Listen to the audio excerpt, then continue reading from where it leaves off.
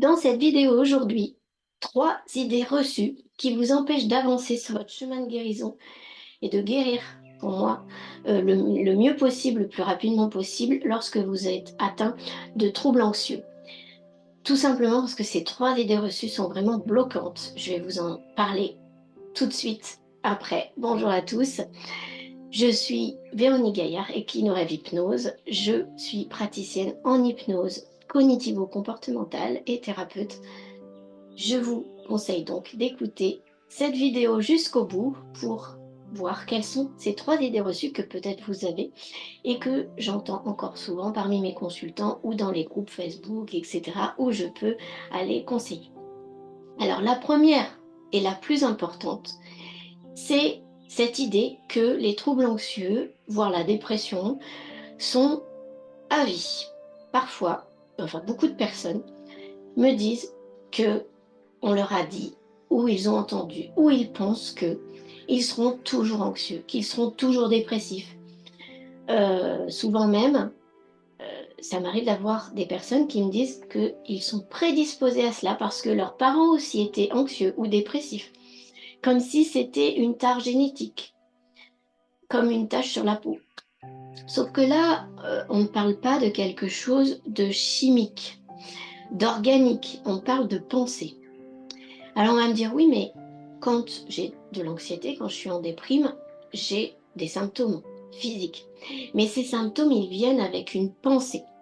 Donc à partir du moment où on va soigner les pensées, il n'y aura plus ça. Personne, j'ai bien dit personne sur cette terre, n'est tenu à rester anxieux ou dépressif toute sa vie. Ça n'est pas vrai du tout. On peut avoir un vécu très compliqué qui fait qu'on a été dépressif très longtemps et surtout mal suivi, mal soigné. Et puis parce que, bah, comme la dépression, on le sait, hein, on a un manque d'envie et d'entrain, parfois on va même pas se soigner, donc on a décidé qu'on serait comme ça toute sa vie, et puis c'est tout. Et dans l'anxiété, c'est pareil, les gens qui se caractérisent comme quelqu'un de très nerveux, très stressé. Ça n'est pas une caractéristique. Quand on parle d'addiction, par exemple, jamais on entend dire, oh bah cette personne, elle sera fumeuse toute sa vie. On n'entend pas ça, parce qu'on sait qu'on peut arrêter.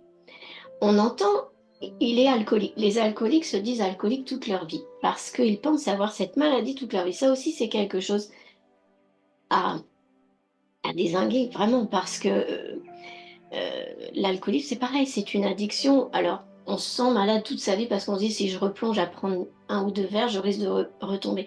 Mais en tout état de cause, une personne guérie depuis longtemps, elle peut boire un verre comme n'importe qui, en fait. Ça, ce sont des croyances. Si ça maintient la personne dans quelque chose de sain, tant mieux, mais ce sont quand même des croyances. Donc, pour vous expliquer cela, euh, c'est simple.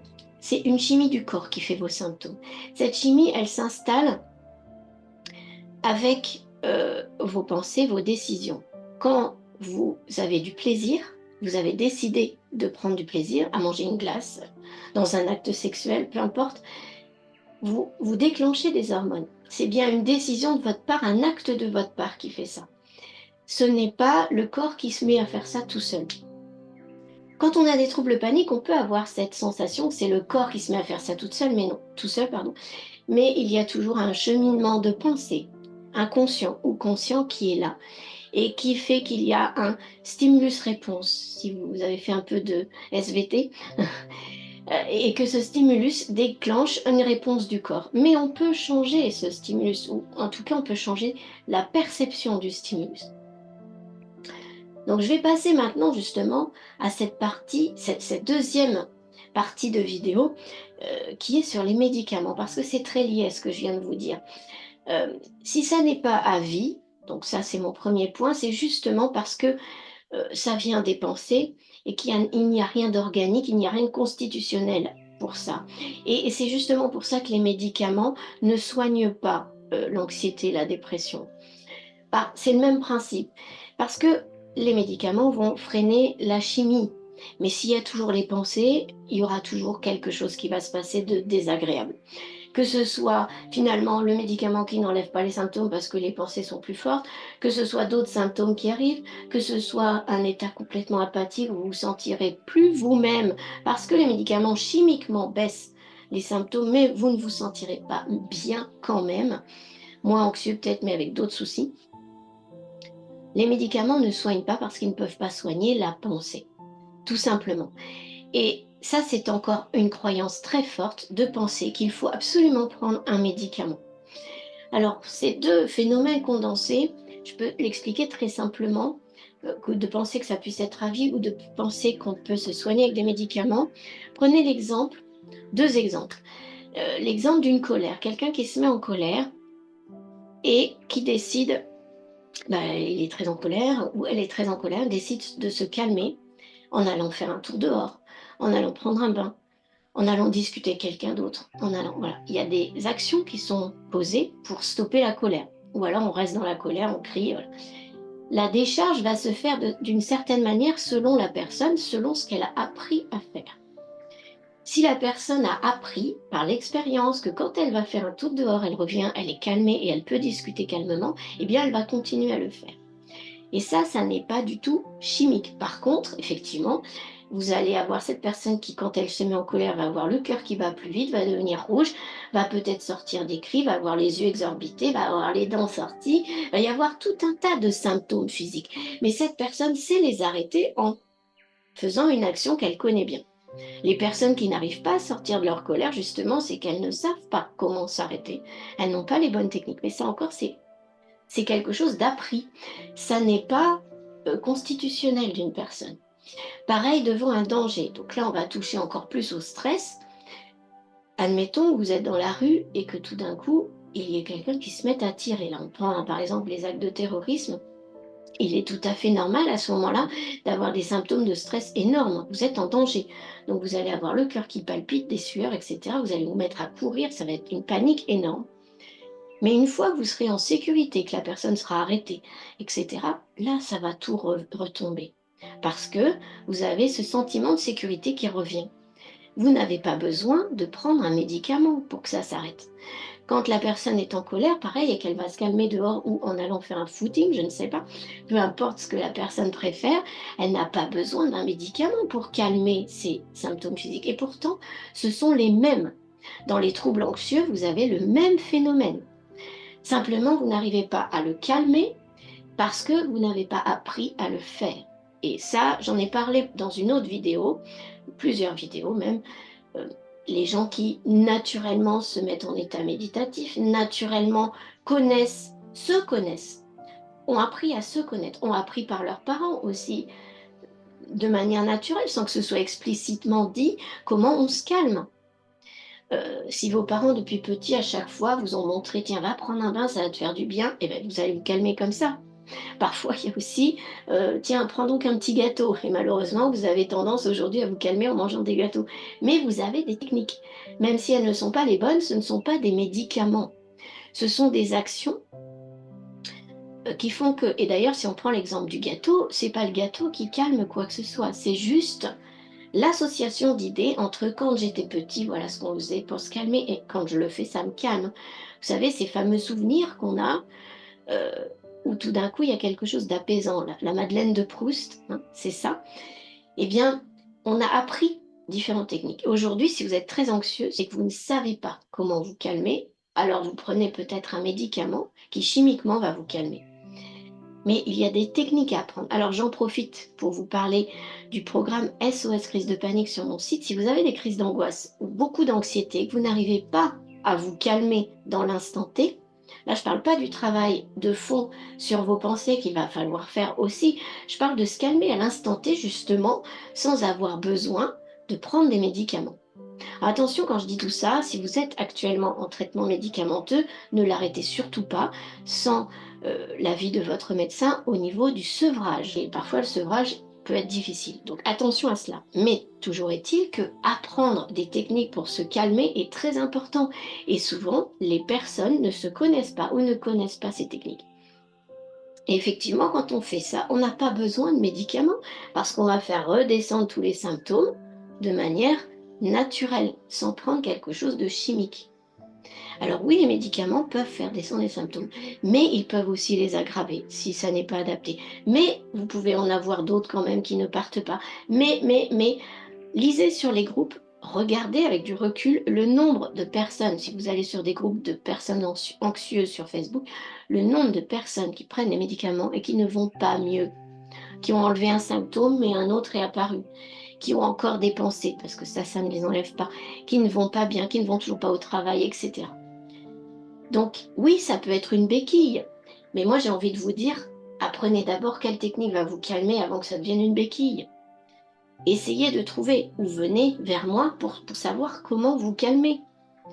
Euh, Trouvez ce qui vous fait plaisir. Pour ces deux points, de savoir si, justement, de comprendre, pardon, que justement, ce n'est pas à vie et que les médicaments ne soignent pas parce que la chimie du corps peut s'arrêter euh, d'elle-même avec votre action à vous, c'est bien de comprendre que c'est vos actions et vos décisions à vous qui vont changer les choses et pas autre chose. Donc il n'y a rien de prédisposé, il y a rien de chimique. Et du coup, là, c'est pour ça que je vous dis apprendre à se connaître, c'est savoir ce qui vous fait plaisir. Alors si on prend l'exemple inverse, justement quand vous déclenchez les hormones du stress, de panique, de danger, de colère, on prend le pendant quand vous déclenchez les notions de plaisir. J'en ai parlé un peu tout à l'heure. Ça se fait naturellement. Vous prenez aucun médicament pour déclencher l'endorphine, etc., pour avoir du plaisir devant un bon film, un bon bain ou un bon gâteau. Donc, trouvez déjà les éléments qui vous font plaisir. Alors, quand on est en dépression, on n'arrive plus trop à voir ça. C'est justement parce qu'on en est à un point de rupture, on va dire, pas de non-retour, je ne veux pas dire ça, puisque c'est ce que je suis en train de vous dire, qu'il y a toujours un retour possible, mais qu'on en est à un point de rupture d'une anxiété qui a duré trop longtemps, et là, on n'arrive plus à voir. Donc là, vous avez encore plus besoin de l'aide de quelqu'un pour trouver. Mais la moindre petite chose qui va vous faire plaisir va déclencher des hormones différentes de celles du stress, qui sont justement là pour vous calmer, vous apaiser, vous donner du plaisir. Donc l'endorphine en est une, par exemple. Et ça, il n'y a pas de médicament pour avoir... personne ne prend un médicament pour apprécier le film au cinéma ou pour se détendre dans un bon bain et dire ah, je suis bien là ce soir avec mon petit cocktail à la main et mon film. Personne ne prend un médicament pour ça, donc c'est exactement la même chose. J'espère que mes explications sont claires. Si vraiment vous voulez apprendre autrement, vous calmer autrement, venez vers moi, je vous orienterai selon votre profil sur un des programmes, puisque dans ce programme SOS de crise de panique, même si vous n'êtes pas forcément à faire jusqu'aux crises de panique, il y a toutes les techniques que moi j'ai apprises au fil du temps pour me calmer personnellement, parce que si vous avez regardé la vidéo sur mon parcours, elle est très récente, j'en ai parlé, j'ai dû par moi-même, puisque effectivement les médecins me disaient moi aussi que je serais stressée à vie à l'époque, donc c'était il y a plus de 20 ans, il n'y avait pas tout ce qu'on sait maintenant. J'ai dû petit à petit apprendre comment il fallait faire, parce que mes parents ne m'avaient pas appris ça, ils étaient anxieux eux-mêmes, nerveux, voilà, tout un tas de choses compliquées. Donc, quand on ne sait pas, quand même la famille ne sait pas, il faut apprendre. Et ça, effectivement, ça vient du vécu, ça vient de votre expérience. Donc, j'ai mis énormément de temps à grappiller par-ci, par-là et à me connaître, à savoir qu'est-ce qui me calme, qu'est-ce qui va vraiment m'aider. Une des premières choses, je vais vous prendre un exemple tout bête. J'ai commencé, je devais avoir 17 ans, je fais du yoga. Et le yoga m'a appris à respirer. Et grâce à ça, c'est ça qui faisait que je ne m'évanouissais plus quand je faisais des crises de panique. Et ça, j'ai mis du temps à faire le lien avec tout ça, parce que je savais respirer correctement. Donc tout ça, c'est vraiment des choses où il n'y a pas besoin de médicaments pour y arriver. Et j'en arrive à mon troisième point, un peu différent, mais qui fait encore appel à une croyance que vous avez, qui vous freine. Aujourd'hui, si on vit avec son temps, on est beaucoup en ligne. Là, vous êtes en train de me regarder en ligne, vous êtes en train d'écouter mes conseils en ligne et vous me voyez. Et pourtant, il y a encore des personnes qui préfèrent aller consulter en cabinet. Au-delà du fait que aujourd'hui, en hypnose cognitivo-comportementale, nous ne sommes pas très nombreux en France, donc forcément, il y a peut-être pas un cabinet de quelqu'un qui le fait près de chez vous. Ça, voilà, ça c'est une chose importante quand même, mais au-delà de ça, euh, je- même souvent la personne ne sait pas identifier pourquoi elle préfère avoir quelqu'un en face. Mais il y a souvent des croyances liées à l'hypnose, parce qu'on n'a jamais fait d'hypnose. Les personnes qui en ont déjà fait viennent plus facilement vers moi, contrairement à ce qu'on peut penser, parce qu'elles voient bien que ça peut être fait à distance, justement. En fait, on confond certainement, je ne sais pas trop, parce qu'on ne me dit pas toujours, avec l'hypnose de spectacle, où la personne doit monter sur scène et être proche de l'hypnotiseur. D'ailleurs, on dit hypnotiseur, on ne dit pas hypnothérapeute à ce moment-là, hein, ça n'est pas de l'hypnose médicale. L'hypnothérapie, c'est vraiment autre chose. Et ensuite, il y a cette croyance peut-être de devoir regarder un petit objet devant les yeux, ou hein, comme le serpent dans le livre de la jungle, on s'enroule autour de la personne.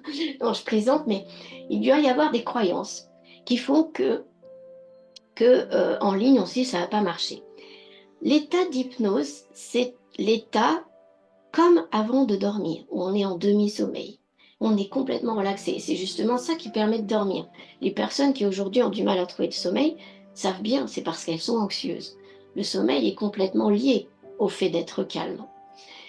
Donc cet état-là, on l'obtient beaucoup plus facilement chez soi.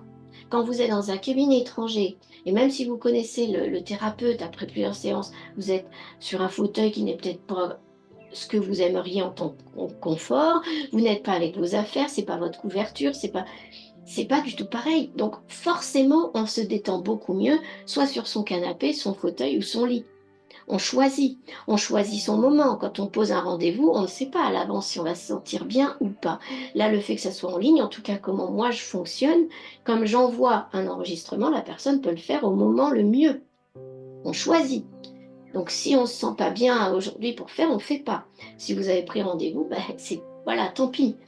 Donc c'est complètement différent. Et au contraire, j'insiste vraiment sur ce fait, faire votre séance en ligne telle que je la pratique avec un enregistrement fait pour vous, ça fonctionne beaucoup mieux. Moi, j'ai de bien meilleurs résultats comme cela, et même pour ma propre pratique, j'arrive beaucoup mieux à construire mes séances du fait du temps que j'ai pour le faire, alors que quand on est en face de la personne, qu'on doit faire la séance tout de suite, on n'a pas le temps d'y réfléchir bien longtemps. Ça pose souci. C'est d'ailleurs souvent aussi pour ça qu'on ressort d'un cabinet d'hypnose en se disant je suis pas convaincue, et qu'effectivement il se passe pas grand-chose derrière. Bon, hormis, voilà, je vous ai déjà parlé de la différence entre l'hypnose que je pratique et l'hypnose ericksonienne. C'est vraiment deux choses différentes. Vous regarderez si vous souhaitez les vidéos à ce sujet. Donc, effectivement, pour ce qui s'agit des troubles anxieux, l'hypnose ericksonienne n'est pas très adaptée. Et souvent, il y a des gens qui me disent, j'ai déjà essayé, ça n'a pas fonctionné. Donc, voilà. Mais vraiment, le fait que ce soit en ligne, alors après, si c'est pour le fait de voir la personne, ben là, on voit la personne en vidéo. Moi, je vois pas, effectivement, pour moi-même, je vois pas l'intérêt d'avoir la personne en face de soi ou pas. Donc, je pense que c'est plutôt des croyances autour de ça qui font une espèce de culture de la peur, comme si c'était en ligne, c'était pas une vraie personne. Je ne sais pas. Je peux pas l'expliquer parce que moi-même, je ne le comprends pas. Mais en tout cas, je vous encourage vraiment à sortir ça de votre tête, et que ce soit avec moi en tant que thérapeute ou un autre thérapeute, parce que s'il s'agit vraiment de vous détendre, vous êtes beaucoup plus détendu au moment où vous le souhaitez et dans l'endroit où vous le souhaitez.